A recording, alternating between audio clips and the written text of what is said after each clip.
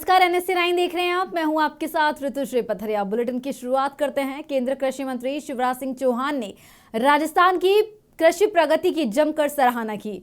उन्होंने कहा कि मुख्यमंत्री के नेतृत्व में प्रदेश ने रेगिस्तान को भी नंदनवन में बदल दिया है। चौहान ने कहा कि अब कृषि नीतियां दिल्ली के बंद कमरों में नहीं बल्कि किसानों के बीच खेतों और गलियों में बनेगी। राजस्थान ने माइक्रो इरिगेशन और 10 अलग अलग कृषि जलवायु क्षेत्रों के प्रबंधन में देश के सामने नया रिकॉर्ड पेश किया है। मंत्री ने रेगिस्तानी इलाकों में हरियाली और आधुनिक खेती को बढ़ावा देने के लिए राज्य सरकार को बधाई दी। राजस्थान अब कृषि क्षेत्र में नए प्रयोगों का वैश्विक केंद्र बन रहा है। शर्मा जी को हृदय से धन्यवाद देता हूं। अक्सर ये होता था कि ऐसे कार्यक्रम दिल्ली में ही कर लिए जाते थे और दिल्ली में कार्यक्रम करो, पूसा में कर लो, देश के किसानों को ढंग से पता ही नहीं चले। तो हमने सोचा कि अब ये दिल्ली से निकाल के कृषि विभाग को किसानों के बीच ले जाएंगे। भाई, अगर किसान की खेती को आगे बढ़ाना है तो खेतों में और गांव की गलियों में जाना पड़ेगा।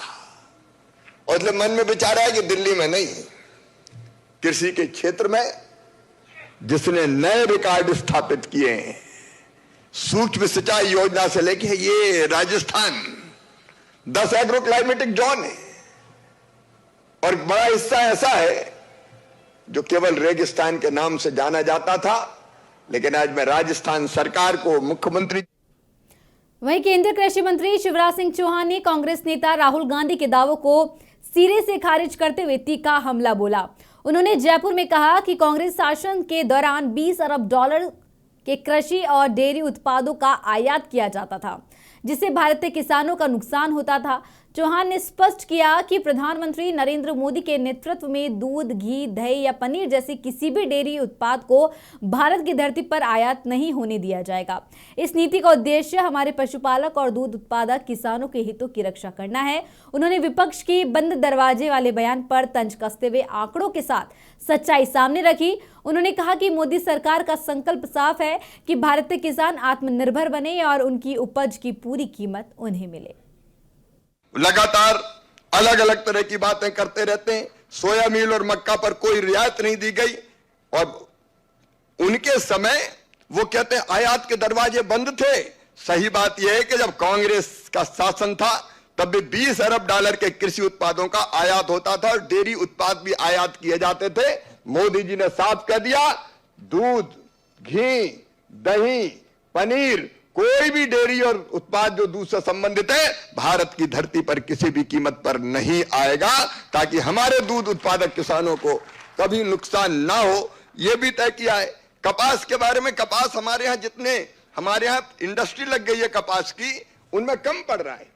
हमारे यहाँ उतना कपास नहीं हो रहा, तो वो इंडस्ट्री को कपास बाहर से मंगवाना पड़ता है और उनमें फिर वो कपड़े बनते हैं और वो हमारे विदेशों में निर्यात होते हैं। तो हमारी फैक्ट्रियों में लोगों को रोजगार मिल रहा है, काम मिल रहा है। हम कपास का उत्पादन बढ़ाने की कोशिश कर रहे हैं, लेकिन जब हमें जरूरत है तो कपास आ जाए तो कपास आने में आपको दिक्कत। मुख्यमंत्री नायब सिंह सैनी के मार्गदर्शन में गुहला विधानसभा क्षेत्र को नई सड़कों की सौगात मिली है।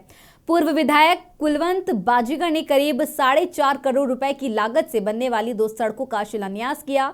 नहर के साथ बनने वाली इस सड़क पर 3 करोड़ 24 लाख खर्च होंगे, जो क्षेत्रीय कनेक्टिविटी को मजबूत करेगी। तो वहीं 1 करोड़ 28 लाख की लागत से बनने वाली इस सड़क पर जलभराव की समस्या दूर करने के लिए विशेष ब्लॉक लगाए जाएंगे। इस सुधार से भूना, नानकपुरा, अगौंद और रामनगर सहित दर्जनों गांवों के किसानों और छात्रों को सीधा लाभ मिलेगा। तो वहीं बाजीगर ने कहा कि जनता की समस्याओं का समाधान उनकी प्राथमिकता है और विकास कार्य निरंतर जारी रहेंगे। इस अवसर पर क्षेत्र के सरपंच और गणमान्य नागरिक भारी संख्या में उपस्थित रहे।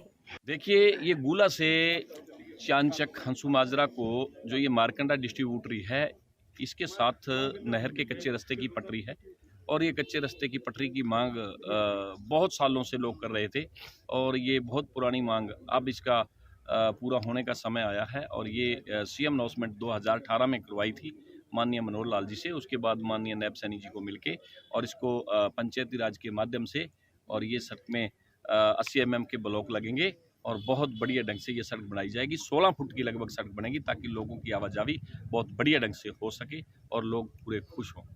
इस पर कितनी लागत आएगी? मछली शहर से समाजवादी पार्टी के विधायक डॉक्टर रागिनी सोनकर ने विधानसभा में योगी सरकार पर शायराना अंदाज में तीखा हमला बोला। उन्होंने भगवान राम के नाम का जिक्र करते हुए कहा कि आज धर्म और जाति के नाम पर समाज को बांटा जा रहा है। डॉक्टर सोनकर ने दावा किया कि प्रदेश के 90% इंटर कॉलेजों में विज्ञान संकाय नहीं है।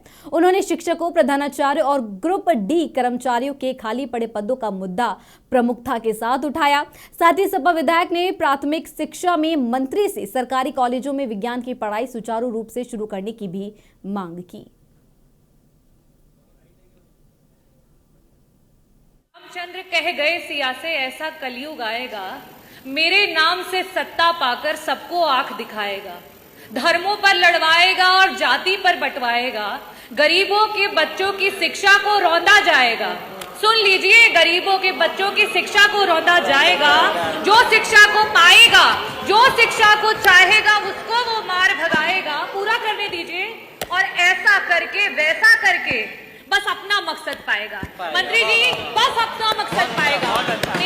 मेरा पहला जो प्रश्न है मंत्री जी आपसे ये है कि जो आर्टिकल 51A(H) कहता है, फंडामेंटल जो ड्यूटी है हम सभी की, भारतीय जो नागरिक हैं उनकी, कि हमें अंधविश्वास से दूर रहना चाहिए और साथ ही साथ हमें जो है विज्ञान और तर्क पे आधारित जो है सोच रखनी चाहिए।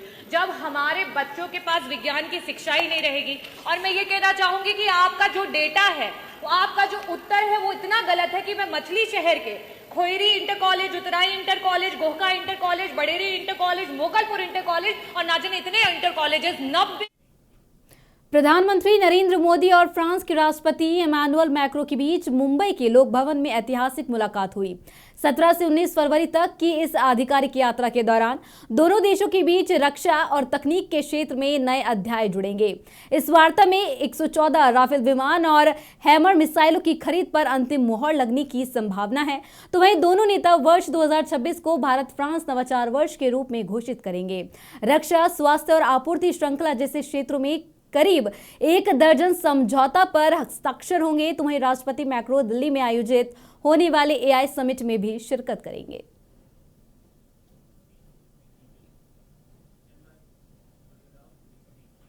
और बता दें कि केंद्रीय माध्यमिक शिक्षा बोर्ड की परीक्षाएं शुरू हो रही हैं। परीक्षाओं को लेकर कैथल की डीसी अपराजिता ने जिले के विद्यार्थियों के लिए एक विशेष और प्रेरणादायक संदेश जारी किया है।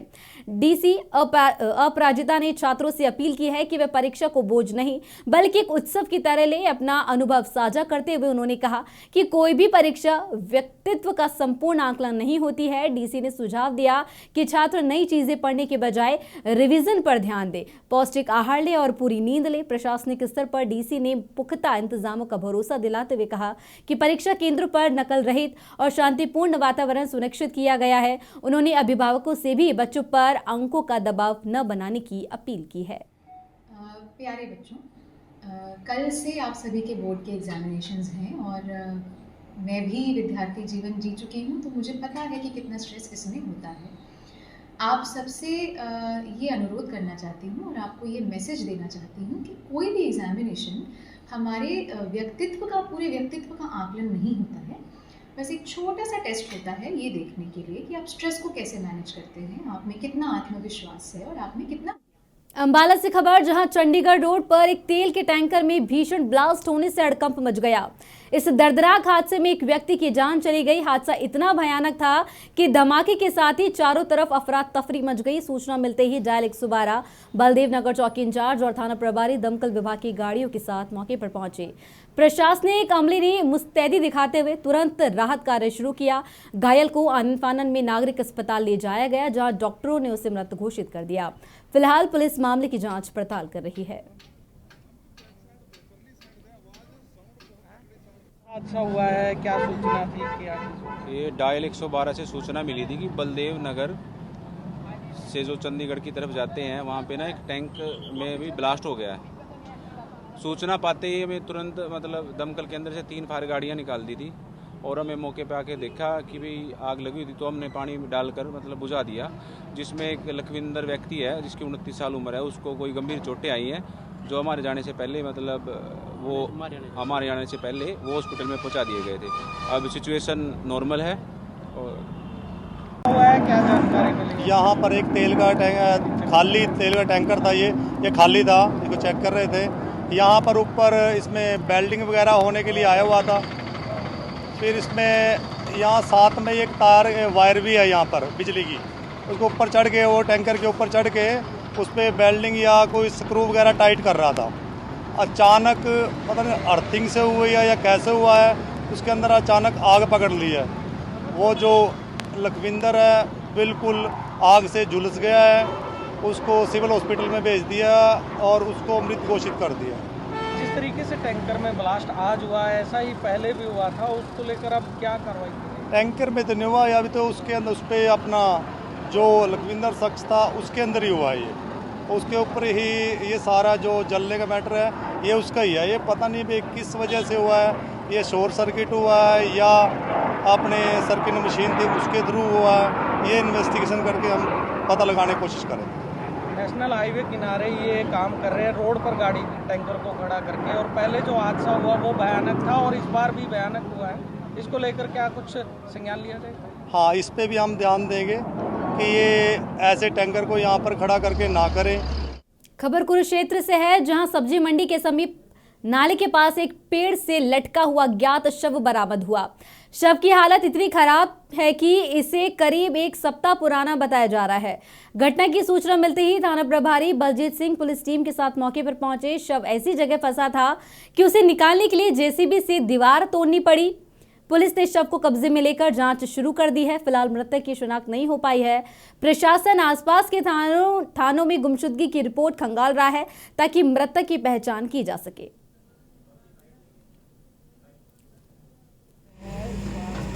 सब्जी मंडी के साइड में जो गंदा नाला है, जो बाउंड्री है गंदा नाला के और उसके बीच में किसी व्यक्ति ने फांसी ले रखी है।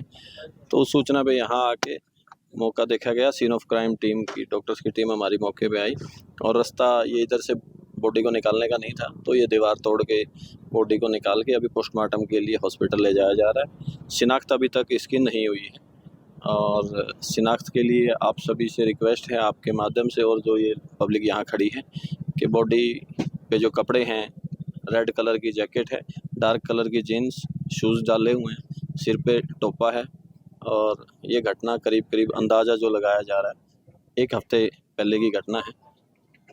शुरू की जांच में क्या लगा, क्या कितनी उम्र होगी? देखिए उम्र के बारे में तो अभी क्या अंदाज़ा लगा सकते हैं, कुछ नहीं कह सकते क्योंकि बॉडी तो ज़्यादा ख़राब हो चुकी है, फेस भी कुछ नहीं दिख रहा और स्किन की कोई कंडीशन दिखी नहीं रही है। कुछ सामान वगैरह मिला हो साथ? नहीं, अभी कुछ नहीं मिला। एक लाइटर जेब से मिला है बस, बाकी चीज़ें तो फिर वहाँ चेक की जाएंगी। ठीक है।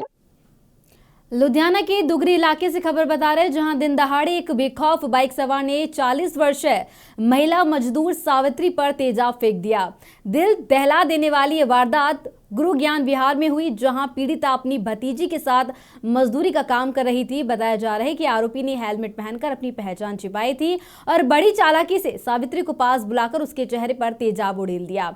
इस जानलेवा हमले में महिला का चेहरा और आंखें बुरी तरह झुलस गई, जिसे नाजुक हालत में सिविल अस्पताल में भर्ती करवाया गया। वारदात के बाद इलाके में भारी दहशत का माहौल है और आरोपी मौके से फरार होने में कामयाब हो गया। बता दें कि थाना दुगरी की पुलिस ने घटनास्थल पर पहुंचकर जांच पड़ताल शुरू कर दी है। इस वजह से मैं चंडीगढ़ में रह चंडीगढ़ में रह आप लोग? भाई पहले चंडीगढ़ में रहते हैं। ठीक है। चंडीगढ़ से यहाँ पे आके अपने बहन के पास, अच्छा, यहाँ पे हम खा कमा रहे हैं। ठीक है। वो जैसे फूड पे वीडियो वगैरह दोनों बहनी बनाई रहा। आप दोनों मतलब हमारी बहन बना रही रहा तो साथ साथ में कभी वो बनाई दिए रहा। ठीक है। तो वो लिख के जो जिसका मिलना हो इसके पास मिलने के लिए आ जाओ। गलत बोलता है। हाँ, आपके चरित्र पे वो दाग उठा रहा है। हाँ, गलत ही बोलता था, जिसका मिलना हुआ मिले आपके जाके। अच्छा। मैं फिर कोई बात नहीं, हमने कहीं जब कोई बात नहीं ऐसे कहने दो, हमको लोग कुछ नहीं किया, जाके थाने में एप्लीकेशन नहीं जाके।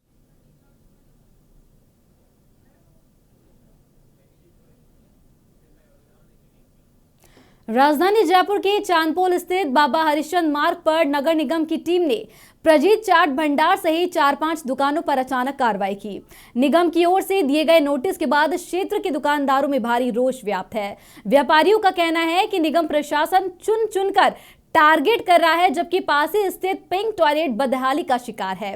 स्थानीय लोगों ने दिखाया कि पिंक वॉशरूम के गेट टूटे हुए हैं और चारों तरफ कचरे का अंबार लगा हुआ है, लेकिन निगम का ध्यान उस ओर नहीं है। दुकानदारों ने इसे बदले की कार्रवाई करार देते हुए सरकार और प्रशासन के खिलाफ नाराजगी जताई है। व्यापारियों ने मांग की है कि प्रशासन पहले सार्वजनिक सुविधाओं को दुरुस्त करे और पक्षपातपूर्ण कार्रवाई बंद करे।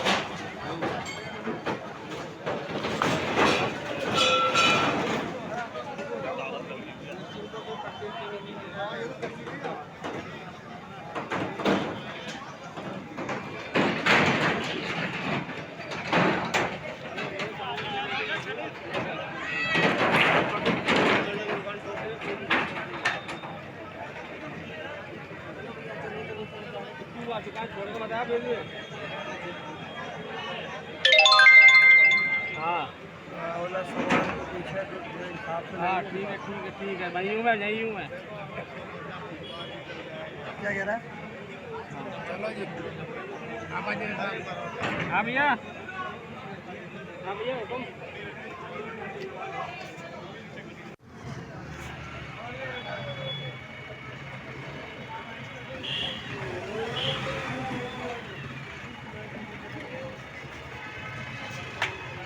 इसके लिए बोल देना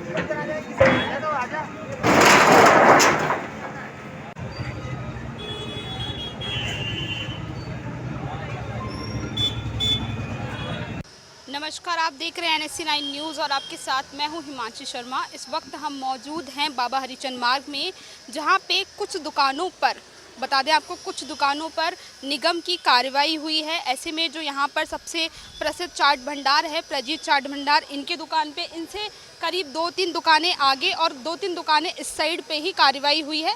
सामने की साइड खंडेलवाल जी का घर है। तो ऐसे में हम इनसे बात करना चाहेंगे कि भैया ये कार्रवाई आज नहीं, आज से पहले भी बहुत बार आपके यहाँ पे कार्रवाई हुई है, जबकि इस पूरी गली में अगर देखा जाए तो 100 से ज़्यादा दुकानें हैं। लेकिन जब बात आती है नगर निगम की कार्रवाई की तो इन 4-5 दुकानों पे किया जाता है। क्या वजह है ऐसी?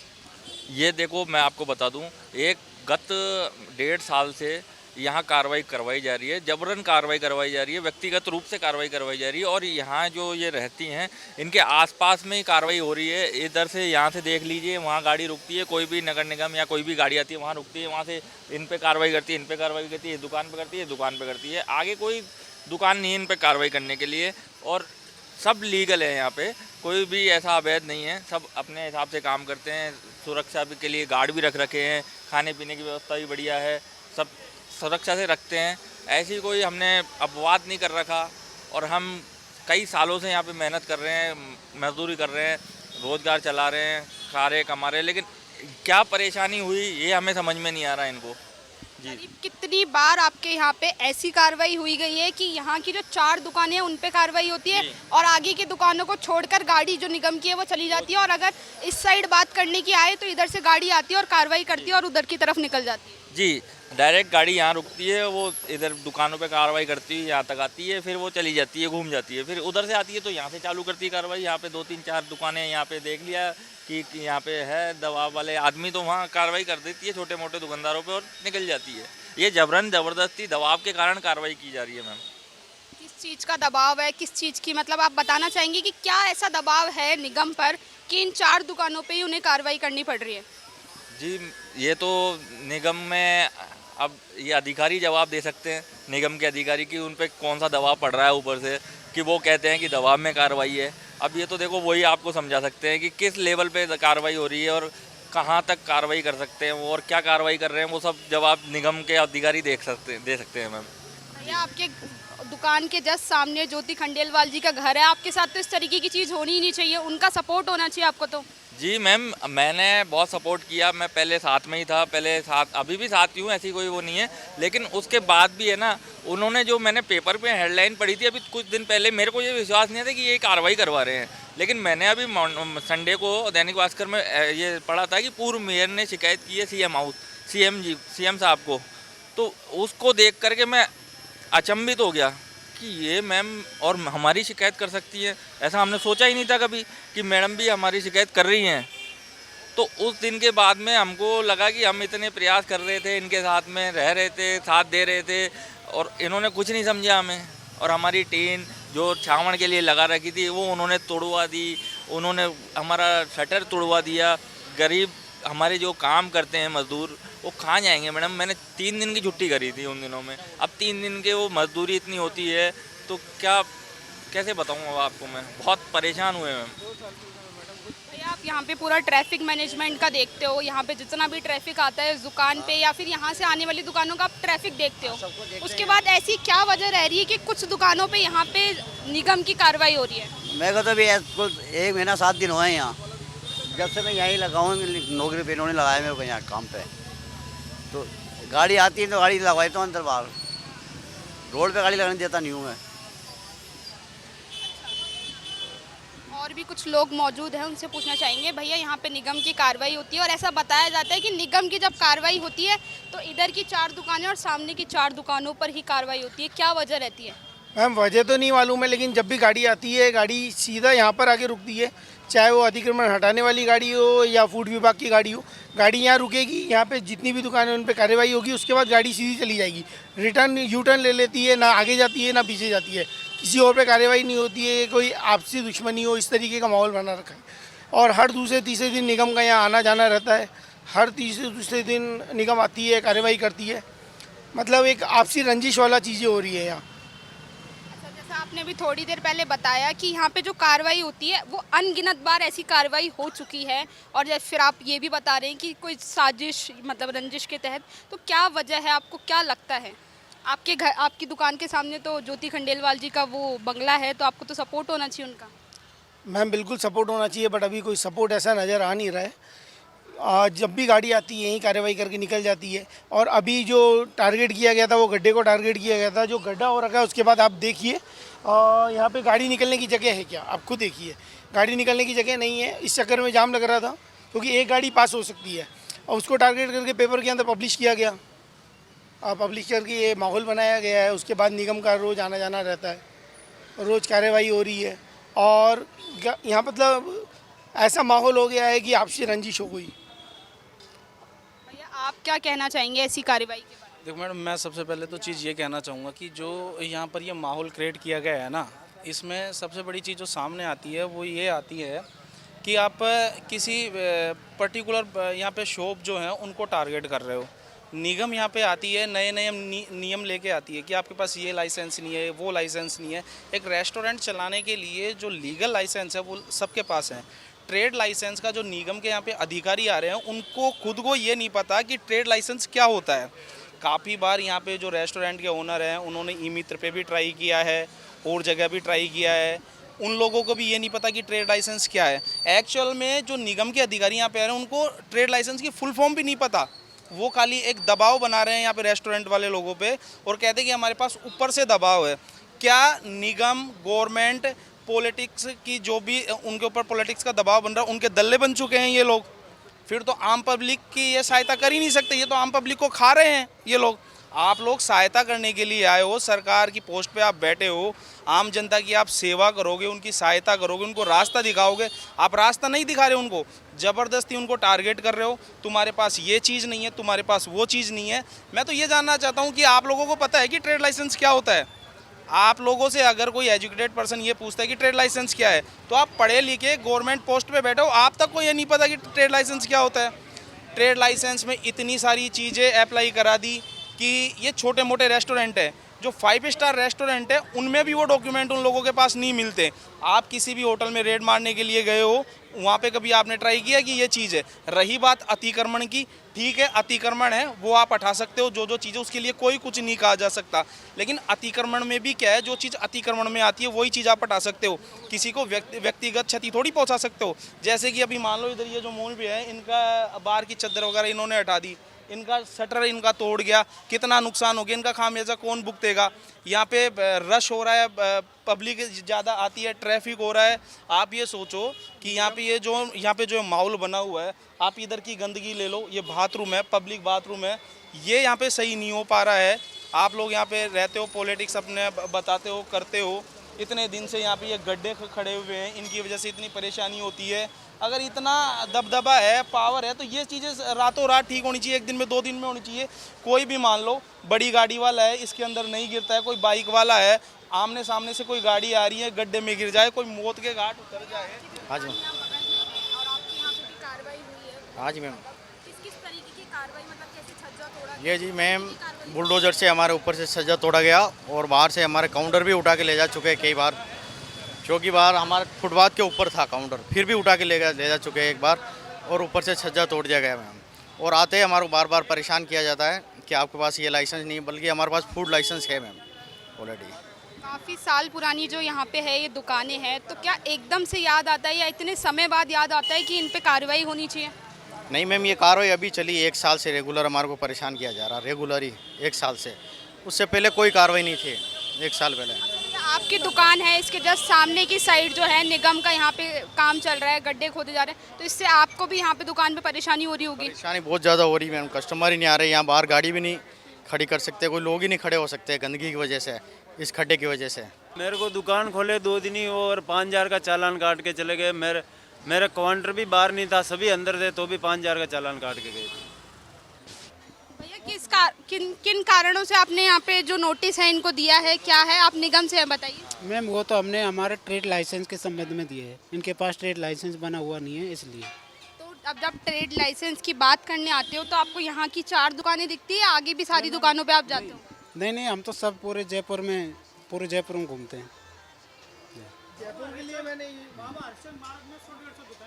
सर नहीं सर, इसके बारे में मुझे कोई पता नहीं, इसके बारे में मुझे कोई पता नहीं। भैया कार्रवाई करने या फिर नोटिस देने तो आप ही आते हो ना? ना तो मैं कोई कार्रवाई करने आया हूँ, अब मैं तो वैसे आया हूँ इधर।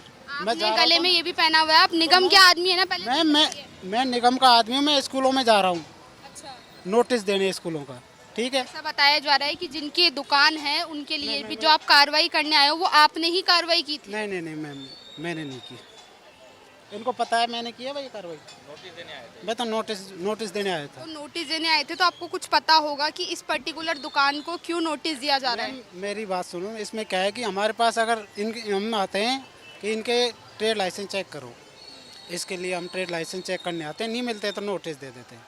अच्छा, आप ट्रेड लाइसेंस चेक करते हो तो इस दौरान आपको कितनी दुकानों पे जो है ट्रेड लाइसेंस मिले हैं, और ट्रेड लाइसेंस आप जनता को भी बताइए क्या होता है। मैम ट्रेड लाइसेंस होता है, नगर निगम से बनता है, ऑनलाइन बनता है, RMA वाला ये है। और नहीं सर, इसका मुझे कोई पता नहीं है। देखो इससे हुआ, इनके पास आए थे हम और हमने चेक किया, इनके पास लाइसेंस नहीं था तो नोटिस दे दिया। मतलब आपको वहाँ से बोला जाता है, आपको उस चीज़ की कोई इन्फॉर्मेशन नहीं होती है और आपको कहा जाता है कि इन 4 दुकानों पे जाके नोटिस दे के आना है, तो आप जाके नोटिस दे के आते हो। निगम से केवल आपका इतना ही काम है? नहीं मैम, हमसे जो अधिकारी बोलते हैं ना कि भाई लाइसेंस चेक करके आओ, हमारे मैम ने बता रखा है भाई जाइए वहाँ पे और वहाँ पे ट्रेड लाइसेंस चेक करिए, किचन वगैरह चेक करिए, बस ये है हमारे सरकार। नहीं अब तो हम सर नहीं ऐसा कुछ भी नहीं है सर। अब तो हम स्कूल में आए हैं, स्कूल का नोटिस देने जा रहे हैं। भैया ये तो स्कूल नहीं है, ये तो दुकान है। यहाँ पे भी थोड़े दिन पहले कार्रवाई हुई थी, नोटिस आपने ही दिया था। मैं वो पूछना चाह रही हूँ आपसे। दिया था ना। आप बातों को घुमा फिरा के क्यों बता रहे हो? आप सीधा जो आपसे पूछा जा रहा है वो बताने में कहाँ दिक्कत है? भाई नोटिस देने के लिए आए थे, ट्रेड लाइसेंस चेक किया था, ट्रेड लाइसेंस नहीं मिला, उसके संदर्भ में नोटिस दिया है। नहीं सर, सबका नोटिस दे रखा है। कितनी दुकानों पे नोटिस दिया? इधर कम से कम 9-10 दुकानों पर नोटिस दे दिया। हाँ, मतलब अगर हम बात करें बाबा हरिचंद मार्ग की, तो पूरे बाबा हरिचंद मार्ग में 9-10 दुकानें ही है। मैं बताऊँ 1 2 3 4 और 2-3 आ गए, मतलब 7-8 के लगभग है मेरे पास रिकॉर्ड। वहाँ ऑफिस में है, मैं बता दूँगा आपको। ये नमकीन वालों को दिया है। अच्छा, तो मतलब आपको कुछ टारगेट दिया जाता है कि इन दुकानों पे जाकर आपको नोटिस दे के आना है, उन्हीं दुकानों पे जाके आप नोटिस दे के आते हो। आप लोगों को ये मतलब नहीं होता कि किन दुकानों पे हमको नोटिस देना है, क्या है? कुछ दुकानें टारगेट की जाती है, आप ये बताइए। नहीं ऐसा कुछ नहीं है, कोई टारगेट नहीं की जाती है, कोई टारगेट नहीं की जाती। तो आपके पास प्रॉपर डेटा ही नहीं है, आपके पास प्रॉपर इन्फॉर्मेशन नहीं है कि किन दुकानों पे आपको लाइसेंस जब्त करना होता है, क्या करना होता है? नोटिस देने तो आप ही जाते हो? हम जाते हैं, हमारे साथ जाते हैं, हम उनके साथ जाते हैं। ठीक है। जैसे मैडम मैंने अभी थोड़ी देर पहले ये बताया था कि इनको ये नहीं पता कि ट्रेड लाइसेंस क्या है, वही चीज़ अभी रिपीट हो रही है कि ये चीज़ नहीं बता पा रहे कि ट्रेड लाइसेंस होता क्या है। इसी चीज़ के लिए मैं आपको कह रहा था, जब निगम को ये नहीं पता कि ट्रेड लाइसेंस क्यों, या तो वो हमें आके बताए कि ट्रेड लाइसेंस इसलिए ज़रूरी है, तो हमें कहीं जाए, रास्ता दिखाए हमें। लोगों को खुद को नहीं पता कि ट्रेड लाइसेंस क्या है, ज़बरदस्ती थोपा जा रहा है, दबाव डाल रहा है कि कैसे भी करके इनको फोर्स करो और इनका काम धाम बंद करो। पेट पे लात मारने का काम है, इसके अलावा और कुछ भी नहीं है। That's it. भैया अब आप खुद देख सकते हो, यहाँ पे जो मौजूद लोग हैं उनका खुद का ये मानना है कि निगम की साइड से कार्रवाई होती है, वो आप लोगों का काम है करना। लेकिन जब बात आपसे ट्रेड लाइसेंस की जाती है, आप बोल रहे हो कि ट्रेड लाइसेंस नहीं है इसलिए मैं यहाँ पे नोटिस देने आया था। अब आपको यही खुद को ही ये नहीं पता कि ट्रेड लाइसेंस होता क्या है? RMA वाला होता है मैम, नगर निगम से जो ऑनलाइन बनता है ट्रेड लाइसेंस, वो है व्यापार के लिए। जी मैम, उसके लिए वो नहीं होगा तो आप कार्रवाई करके जाएंगे ऐसा? पहले नोटिस देते हैं, जब नोटिस नहीं देते हैं फिर उसका नोटिस का जवाब देना पड़ता है इनको। फिर अगर नोटिस नहीं है फिर इनका जो भी है जुर्माना वगैरह जो उसके रिकॉर्डिंग काम होता है। ये इस गली में कम से कम 50 दुकानें हैं, उसमें से क्या 9 दुकानों को ही नोटिस दिया गया? ऐसा क्यों मैम? मैं ये जानना चाह रहा हूँ। कम से कम इसी गली के अंदर 50 दुकानें हैं, लेकिन 9 दुकानों को ही नोटिस दिया गया है, बाकी 50 दुकानों को और को नहीं दिया गया है। क्यों? और लोगों को ट्रेड लाइसेंस की नीड नहीं है, या हम केवल 8-9 दुकान वालों को ही नीड है ट्रेड लाइसेंस की?